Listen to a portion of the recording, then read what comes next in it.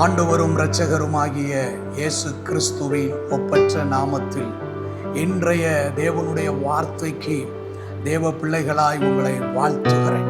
யாத்திராகமத்தின் புத்தகம் 13வது அதிகாரம் 17வது 18வது வசனம், பெலிஸ்தீருடைய தேச வழியாக போவது சமீபமானாலும் தேவன் அவர்களை அந்த வழியாய் நடத்தாமல் சிவந்த சமுத்திரத்தின் வனாந்தர வழியாய் ஜனங்களை சுற்றி போக பண்ணினார். பார்வோனுக்கும் எகிப்துக்கும் அடிமைப்பட்டிருந்த தம்முடைய ஜனமாகிய இஸ்ரவேல் புத்திரரை ஆண்டவர் விடுதலையாக்கி அவர்களுக்கென்று வாக்குத்தத்தம் பண்ணப்பட்ட கானான் தேசத்துக்கு நேராக நடத்துகிறார்.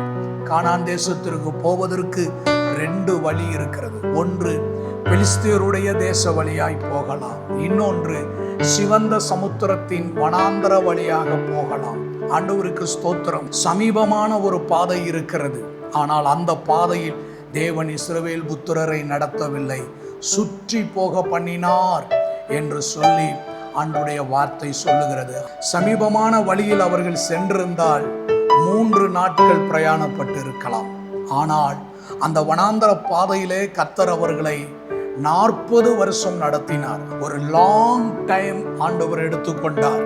இன்றைக்கு தேவனுடைய பாதையிலே நடப்பது கொஞ்சம் கடினமாக இருக்கலாம். தேவனுடைய பாதையில் நடப்பது கொஞ்சம் சவால் நிறைந்ததாக இருக்கலாம். தேவனுடைய பாதையிலே தேவனுடைய சித்தத்திற்கு உட்பட்டு நடப்பது சற்று நமக்கு நிந்தையையும் பாடுகளையும் வேதனையும் இழப்பையும் கொண்டு வரக்கூடியதாக இருக்கலாம். ஆனால் தேவன் வகுத்து தந்த பாதையிலே நடப்பது அதனுடைய முடிவு மகிமை உள்ளதாக இருக்கும். ஆண்டவராகிய இயேசு கிறிஸ்துவை பாருங்கள். அந்த கெத்சமன தோட்டத்தில் அவர் சிலுவையில் படப்போகிற பாடுகளின் நிமித்தம் மரணத்துக்கு ஏதுவான துக்கம் கொண்டு ஆத்தும வியாகுலத்தோடு ஜெபிக்கிறார். இப்பாத்திரம் என்னை விட்டு நீங்க கூடுமானால் நீங்கட்டும், ஆகிலும் என் சித்தத்தின்படி அல்ல, உம்முடைய சித்தத்தின்படியே எனக்கு ஆக கடவது என்று சொல்லி ஜெபிக்கிறார். அவர் 3 தடவை ஜெபிக்கிறார். இந்த பாத்திரம் என்னை விட்டு நீங்கட்டும், இந்த பாத்திரம் என்னை விட்டு நீங்கி போகட்டும். எபிரேயருக்கு எழுதின ஆக்கியோன் சொல்லுகிறான், தன்னை மரணத்தில் இருந்து ரட்சிக்க வல்லமை உள்ளவரை நோக்கி பலத்த சத்தத்தோடு கண்ணீரோடு அவர் வேண்டுதல் செய்தார். லூக்கா அந்த ஜெபத்தை குறித்து வேதத்தில் எழுதியிருக்கிறார். வேர்வை இரத்தத்தின் பெரும் துளியாக தரையிலே விழத்தக்கதாக ஊக்கத்தோடு அவர் ஜெபம் பண்ணினார். ஆனாலும் முடிவிலே அவர் தேவ சித்தத்தை ஏற்றுக்கொண்டார். அந்த சிலுவையின் பாடுகளை ஏற்றுக்கொள்ள தன்னை அர்ப்பணித்தார், தன்னை ஒப்பு கொடுத்தார். ஆண்டவருக்கு மகிமை உண்டாகட்டும். நடந்தது என்ன?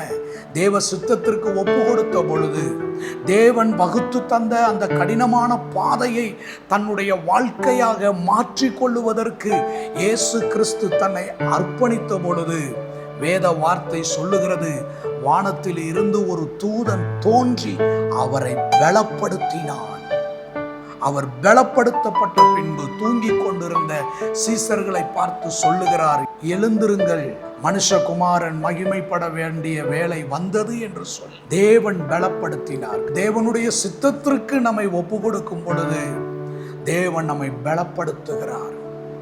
அங்கே இருக்கக்கூடிய சவால்களை தாண்டி வருகிறதற்கு தேவையான பலனையும் சத்துவத்தையும் ஆண்டவர் நமக்கு தருகிறார்.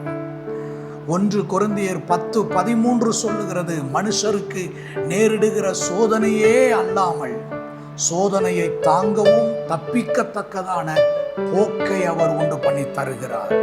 தேவ பிள்ளையே, தேவ திட்டம் கடினமானதாக இருந்தாலும், தேவன் வகுத்து தந்த பாதை சவால் நிறைந்ததாக இருந்தாலும், அது சாத்தியமற்றதாக இருந்தாலும், அதற்கு நம்மை ஒப்பு கொடுத்த உடனேயே தேவன் நம்மை பலப்படுத்துகிறார். தப்பிக்கத்தக்கதான ஒரு போக்கை உண்டு பண்ணுகிறார். தாங்கத்தக்கதான பலனை ஆண்டவர் நமக்கு கொடுக்கிறார். ஆகவே இன்றைக்கு நீங்கள் தயங்காமல், சந்தேகப்படாமல் தேவ திட்டத்திற்கு உங்களை ஒப்பு கொடுப்பீர்களே ஆனால் தேவன் உங்களை பலப்படுத்துவார்.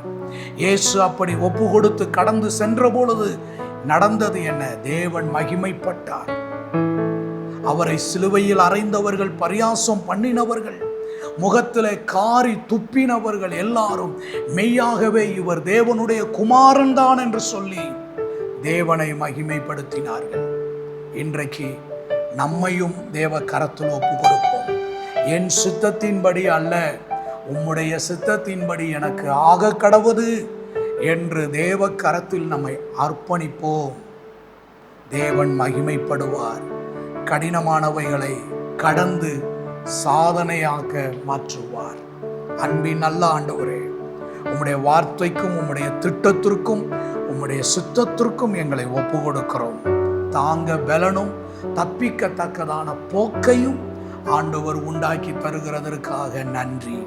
இயேசுவின் நாமத்தில் பிதாவே, ஆமென். கர்த்தர் நம்மை ஆசீர்வதிப்பாராக.